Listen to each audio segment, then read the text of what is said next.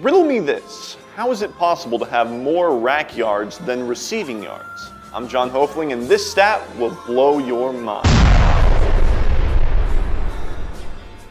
YAC, yards after catch. YAC ability has become a tool that a lot of analysts use to judge a receiver's staying power in the NFL. If you're great after the catch, then you're explosive, and coaches can build an offense around your skill set. So, who are the best receivers in the league after the catch? Deebo Samuel, Jamar Chase, Kupp, great answers, but all of them incredibly wrong. Samuel only accrued 54.7% of his total receiving yards after the catch. I mean, come on, the other two couldn't even crack 50. Now, if y'all want to see a real YAC machine, look no further than Arizona's Rondale Moore, who totaled 435 receiving yards during his rookie season and 438 yards after the catch. How is this possible, you might be thinking? Well, it's possible because across 54 receptions during his rookie season, Moore averaged negative 0.1 yards before the catch, meaning he likely caught more than half of his passes behind the line of scrimmage.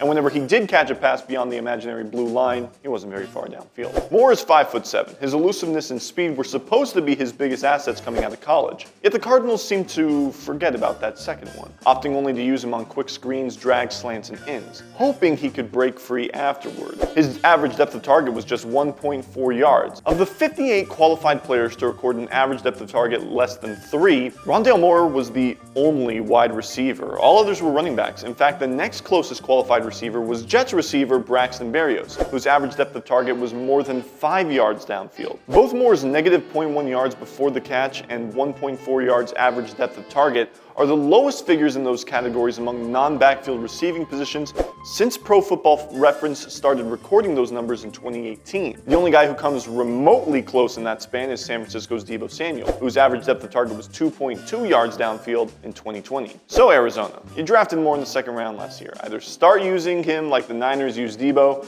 or start letting him expand the field. The choice is yours, and I think it's a pretty easy one. Thanks for watching. Thanks for sticking with Deadspin. Hey everyone, me again. If that stat blew your mind, make sure you check out last week's video right here on Deadspin's YouTube channel.